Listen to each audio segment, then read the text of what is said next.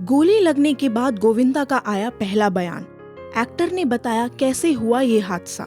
बॉलीवुड के दिग्गज एक्टर गोविंदा के साथ एक बड़ा हादसा होते होते टल गया। बताया गया कि उनके पैर में गोली लग गई है। हालांकि ये गोली उनके खुद के ही रिवॉल्वर से चली थी। उन्हें तुरंत हॉस्पिटल में भर्ती कराया गया। बताया जा रहा है कि गोली लगने की वजह से उनके शरीर से काफी खून निकल गया, जिसकी वजह से उनकी स्थिति गंभीर हो गई। ये हादसा तब हुआ जब एक्टर सुबह कोलकाता जाने के लिए घर से निकल रहे थे।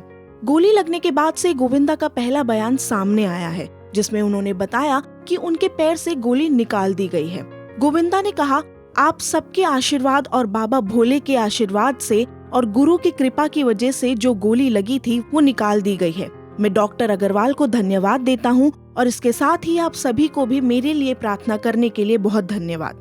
गोविंदा का ये बयान ऑडियो रूप में आया है, जिसे गोविंदा के करीबी दोस्त, पूर्व विधायक और शिवसेना शिंदे गुट के प्रवक्ता कृष्णा हेगड़े ने जारी किया है।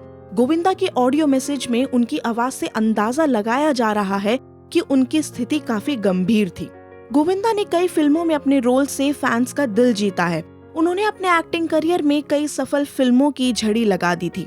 बैक टू बैक हिट फिल्में देने वाले गोविंदा ने कुली नंबर 1, हसीना मान जाएगी, राजा बाबू, राजा जी, पार्टनर जैसी सुपरहिट फिल्में दी हैं। कई सालों से एक्टर फिल्मों से दूर हैं और अब राजनीति में शामिल हो गए हैं। अब उनकी सलामती के लिए उनके फैंस प्रेयर कर रहे हैं कि वो जल्द से जल्द ठीक हो जाएं। आपको कैसी लगी आज की हमारी ये स्टोरी, हमें कमेंट सेक्शन में जरूर बताएं और ऐसे ही बॉलीवुड अपडेट्स पाने के लिए देखते रहिए बॉलीवुड नाउ।